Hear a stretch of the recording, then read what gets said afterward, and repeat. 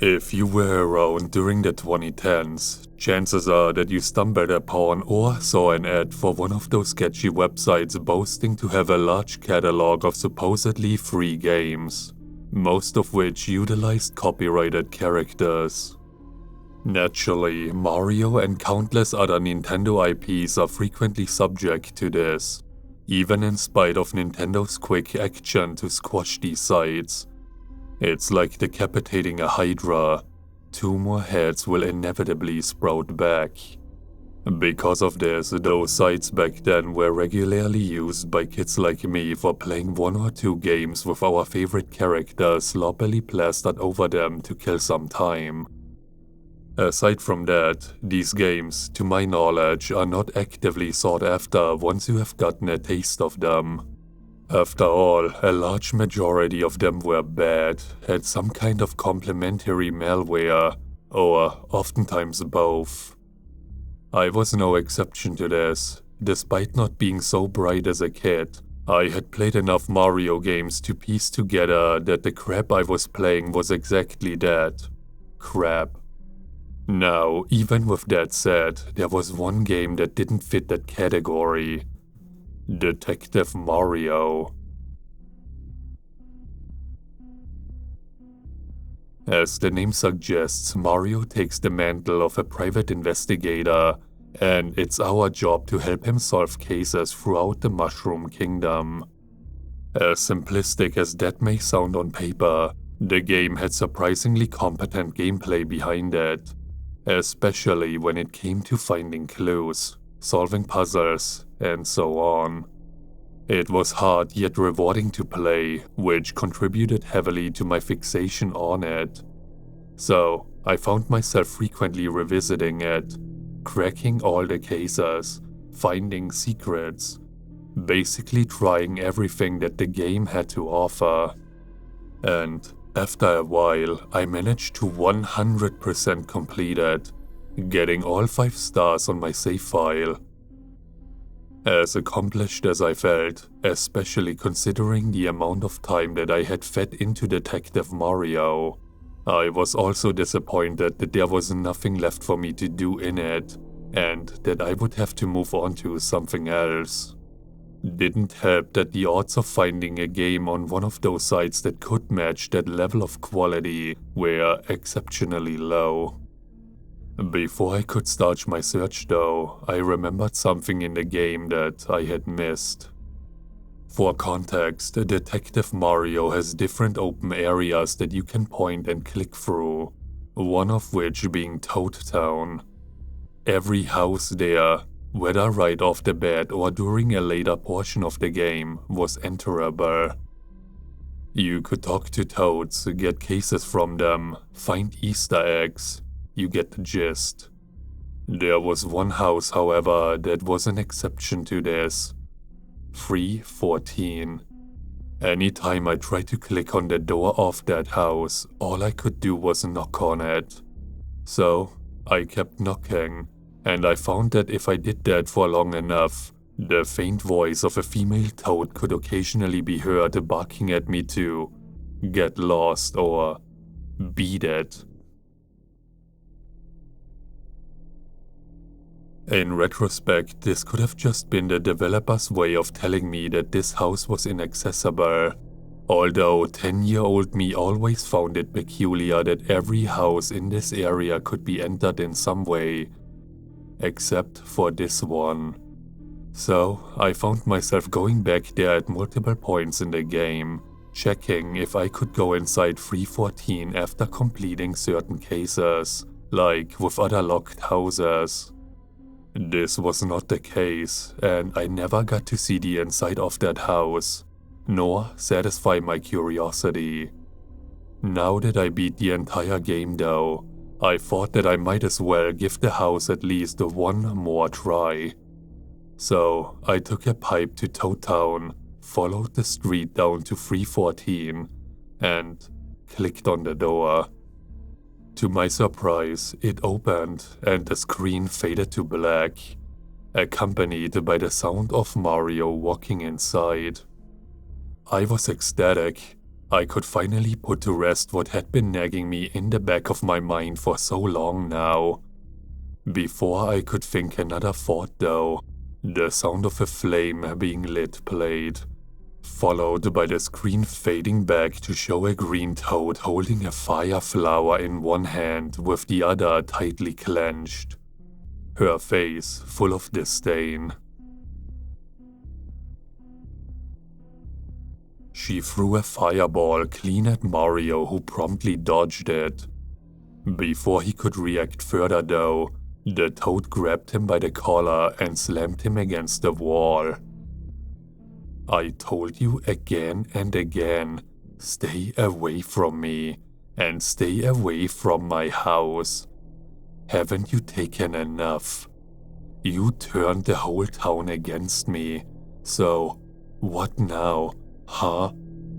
Came to finish the job? What are you waiting for then, coward? Try me. Her name was Marianne, and boy was she pissed. Tears streamed down her face like a river as she held a fireball close up to Mario's face, nearly scorching him. Before he could fry, however, Mario swiftly unlatched Marianne's hand from his collar and pushed her gently to the floor. He started talking in gibberish as always, all while Marianne stared daggers at him. You have the gall to play dumb with me after you killed my sister. You slimy. She tried to get back up and lunge at him again, but Mario placed a firm hand on her shoulder, talking some more. Marianne harshly moved his hand off, however, before he could finish. You think you can manipulate me? I saw you. I saw you take her that night. I am not stupid, Super Mario. 12:45, May 18th. Does that ring a bell, you filth? She spat at Mario's face with gritted teeth, continuing to stare into his soul. Mario calmly wiped the spit away, trying to reason with her. You think your brother's word means anything to me? You think the word of anyone you have got wrapped around that fat finger of yours means anything to me? She stood up, clenching her fists and yelling in his face as a vein protruded from her forehead. Mario began to sweat, stumbling over his incoherent words as he tried to explain further. Once again, Mario was cut off, this time by Marianne's chuckling. Oh, what does it matter now? Fine, I will humor you. She slumped over to a nearby dresser and pulled out a missing flyer, one that she tore the edges off of, only leaving the picture of her sister intact. She carelessly tossed it at Mario's face, who caught it in his hand. Let's say you are telling the truth. Bring me her body and whoever impersonated you. If you don't and still come back here, consider that the last mistake you will ever make. Mario looked down at the picture, then back at Marianne, sheepishly nodding his head. She could only grunt in response, still scowling. As Mario turned around and went to the door, Marianne said one last thing. Oh, and one more thing. Mario turned around and Marianne was close to him, holding up a fireball. If you even think of trying anything funny, I will know.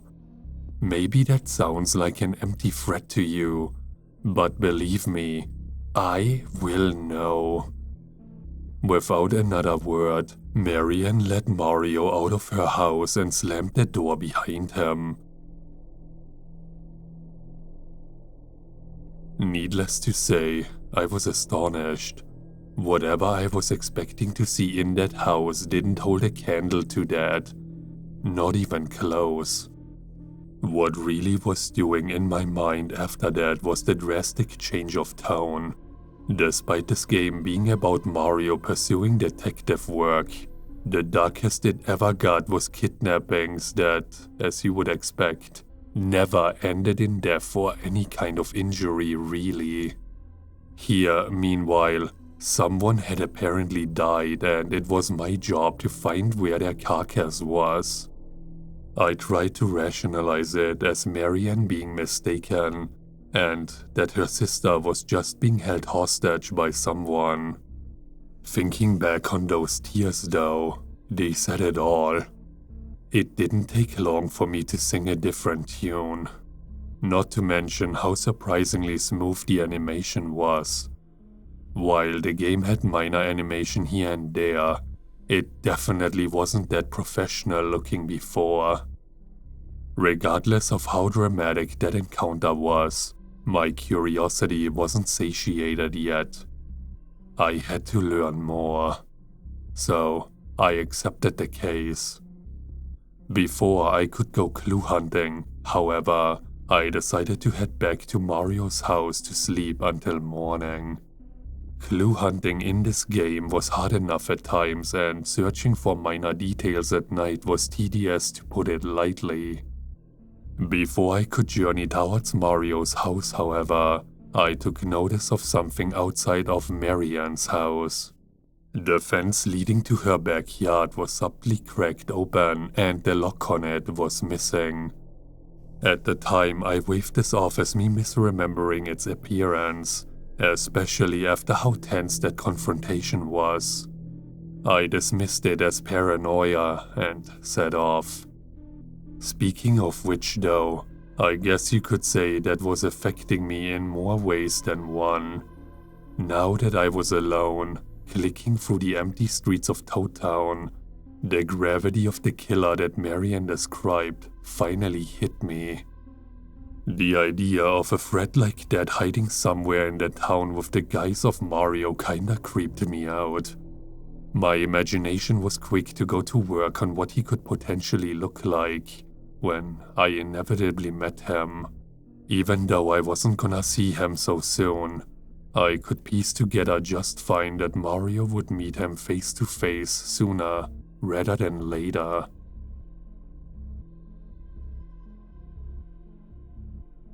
When I arrived at his house, I went through the door and the usual animation of Mario taking off his detective uniform and getting into bed played. Instead of cutting to the morning like it should have after Mario dozed off, however, it stayed on that black screen. I was confused, although it didn't take me long to notice the faint noises playing in the background. Initially, I couldn't make out what they were, until I paid attention. They were the sound effects that play during the lock-picking minigames. They cycled for a couple of seconds before ending abruptly, followed by the sound that plays when you open windows.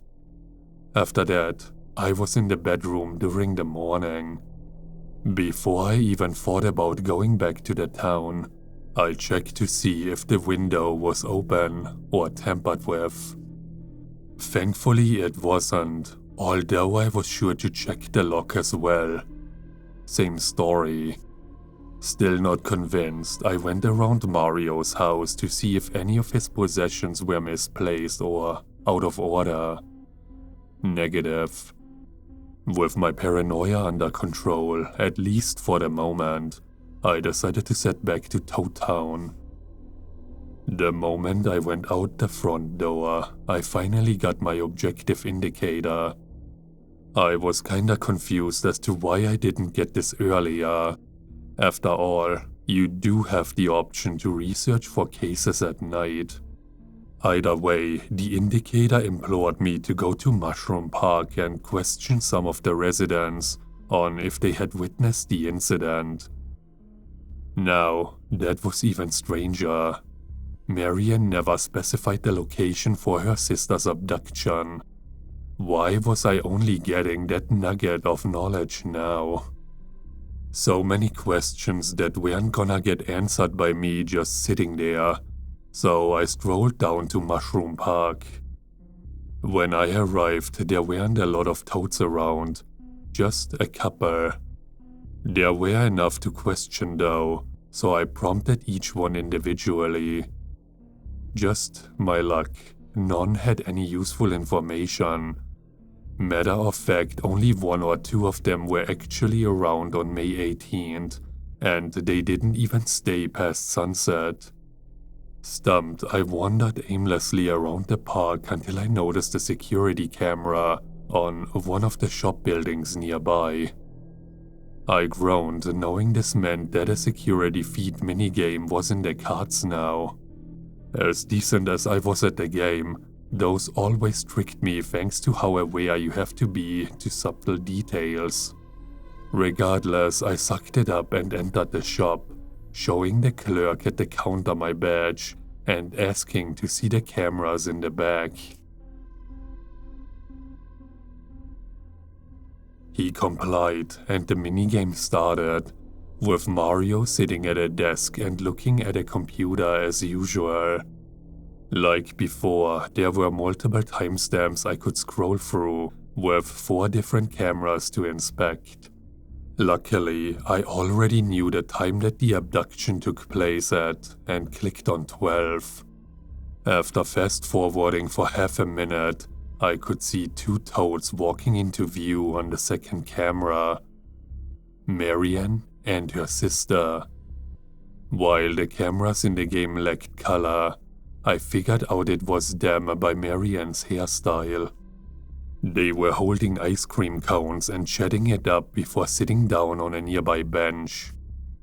I only had to speed up the footage for a couple of seconds before a familiar gloved hand emerged from the darkness and seized Marianne's sister from the neck and yanked her out of her seat. She could only let out a brief cry before disappearing with the hand back into the darkness. Mortified, Marianne ran off screen and hit a question block. She sprinted back with a fire flower, using it to light her way as she pursued the assailant into the night. I watched for a bit longer. However, Marianne never came back. Like before, I was astounded. In case things weren't bleak enough already, this just hammered another nail into the coffin. And once again, the animation was very smooth, making my viewing of the whole incident all the more uncomfortable. Just to be safe, I checked the other cameras and surfed through the different timestamps, only to find nothing else of note. With the information from the cameras in hand, I pocketed the drives for the video feed in my inventory and left the shop. Next step was to scout out the area that I saw the abduction play out in, something that didn't take particularly long.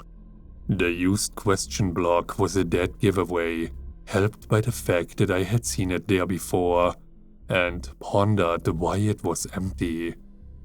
So many little details that I had glossed over during various playthroughs were getting roped into all of this. A few yards away from the bench that Marianne and her sister sat at was a large metal gate, closed with a chain and a padlock. I had also seen this before, although I assumed it was just a background detail since I couldn't interact with it. Now I could, with a prompt hovering above to pick the lock. The lock-picking minigame was dirt easy, especially compared to the hoops I had to jump through during prior cases. The gate creaked open, revealing a path through an alleyway that connected to a new area, one that I couldn't get the layout for on my map. It consisted mostly of abandoned or unkempt buildings, a stark contrast to how neat and tidy the rest of Toad Town was. Most of the buildings were unenterable, and the ones that were contained nothing of use, just empty dirt spaces with the occasional hole in the wall or ceiling. After wandering around for a while, I reached the final building that I could enter, a department store positioned at the very back of the area. The front offered nothing of the note, but the back area was a different story. The center floorboards had been torn out, revealing uneven dirt underneath that I could interact with. You need a shovel. A chill ran up my spine. I didn't need to be a rocket scientist to figure out what was underneath that dirt. I considered clicking off the tab at that point. Did I really want to see what came next? Despite how out of sync everything was up to this point, I never saw anything graphic. This, however, was a completely different ballgame, and honestly, I didn't think I could stomach seeing whatever was beneath that dirt, especially at my current age. And yet, despite every rational thought telling me to stop, curiosity had its claws on me. I had to see this to its very end, no matter what I saw. I went around the rest of the department store and checked some corners of the area that I hadn't before. To my lack of surprise, no shovel inside, so I backtracked to the park and headed towards the left side where I had previously seen a landscaping shed during some of my prior visits. It was still there, with a toad wearing a sun hat next to it tending to the shrubbery. I asked him if he could unlock the shed and let me borrow a shovel. The great Super Mario wants me to lend him one of my tools, eh? He let out a brief belly laugh. For 20 coins, sure. He wore a big grin and held his hand out. Just my luck. An a-hole toad. I coughed up the 20 coins and he took the keyring from his belt, opening the shed. Pleasure doing business with you, he chuckled. I could only roll my eyes and put the shovel in my inventory. By the time I ventured back towards the department store, the sun had already begun to set. That definitely was faster than a normal day cycle, as if the game knew what I was about to do. Anticipation gripped my heart the closer and closer I grew to the store, until eventually I was back where I started. There was nothing left to do but to do it. So, with a deep breath, I clicked on the dirt and the screen faded to black. Mario could be heard digging for at least a couple seconds, not making a sound the entire time. When he finished digging, he dropped the shovel to the ground with a loud clang.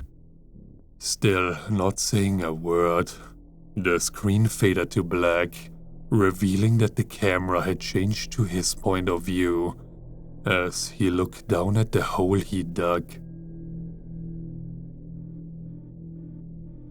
Marian's sister was there all right. Brutalized. One of her eyes was bulging and slightly rolled back, while the other had been violently yanked out, leaving a small vacant black pit. 2 stab wounds were present on her body, one to the neck and the other to the abdomen. They were surprisingly clean stabs too, done with almost surgical precision. The worst part is that she had been crying. You could see it on her face. Because those stabs wouldn't be enough to kill her instantly, all that blood in her makeshift grave only led me to one direction. To top it all off, the image was caked in this oversaturated orange that made it all even worse. I thought I was gonna be sick looking at that. Like I was gonna shield my eyes or close out of the computer. But no. I felt sad looking at her.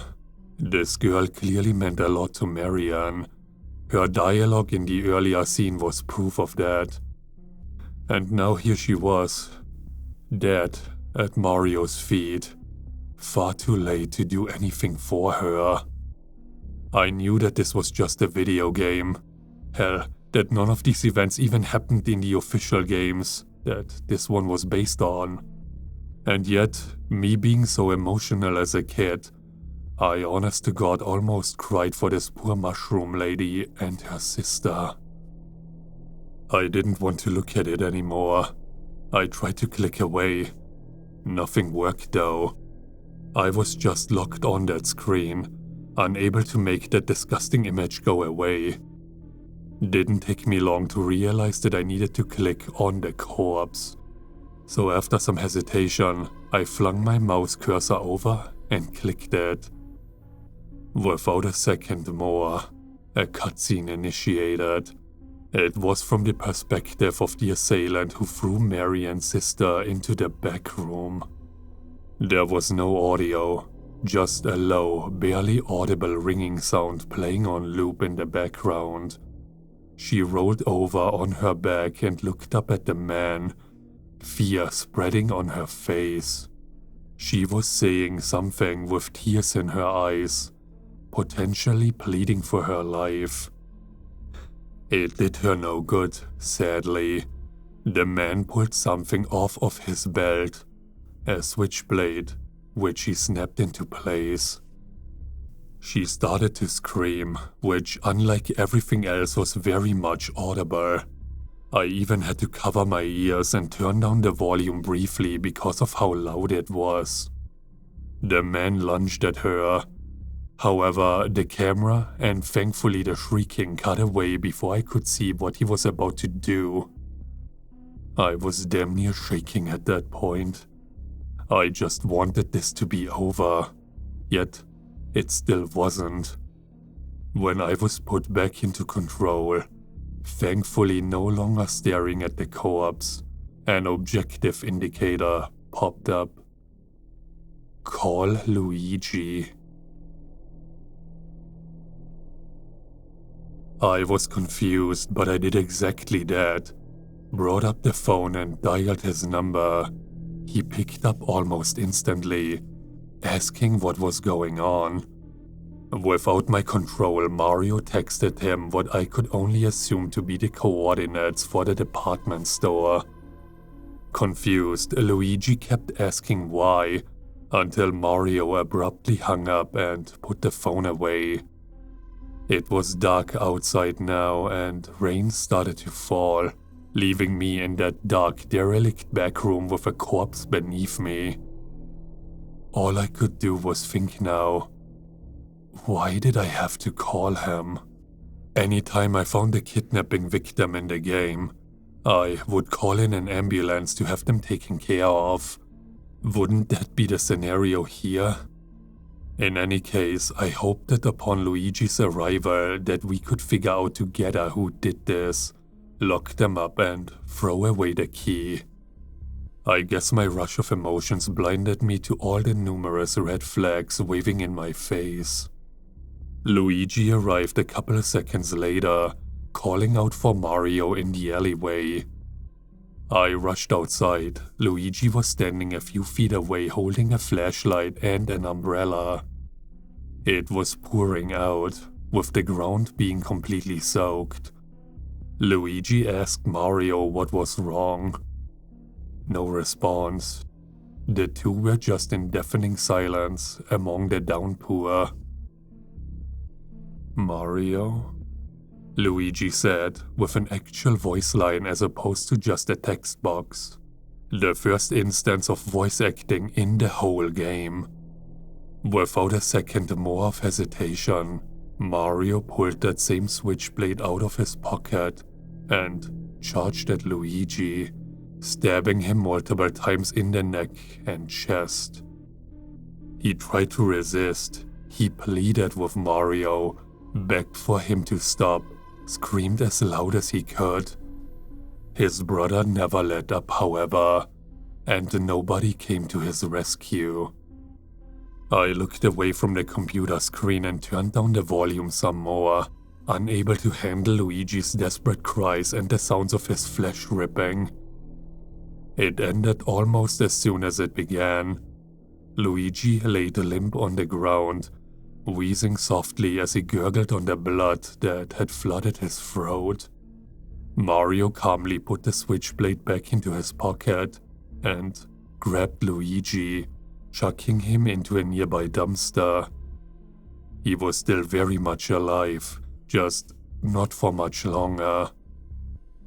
Another objective indicator popped up. Go home. Still shaking like a leaf, I found the nearest warp pipe and took it back to Mario's house, praying that this would end soon. Mario walked inside, closing the door behind him. I couldn't control him anymore. He went into the kitchen. He opened his bag and took out the drives for the video feed, cramming them into the microwave and setting the timer as high as it could go. He left the bag in the kitchen and walked down the hallway. I could faintly hear the drive's short circuit in the background. He approached the bathroom door. However, before he could take a step inside, he heard something from the bedroom. He peeked past the door and took notice of a closet in the bedroom that had its doors creaked open, alongside a chair on its side lying on the floor. When he approached it, I could hear faint groaning come from inside the closet. He closed the doors and pushed the chair back up against them. After that, he walked into the bathroom and started to calmly wash the blood off of himself, giving me a good look at him via the mirror. That wasn't Mario.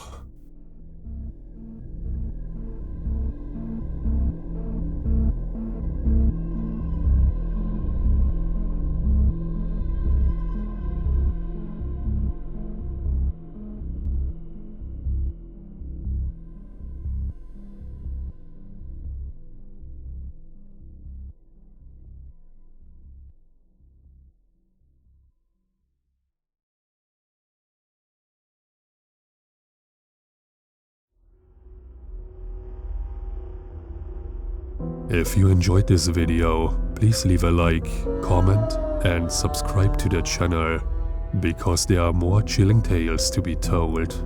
Also check out my other social media profiles. The links for those are down in the description. Thanks for listening.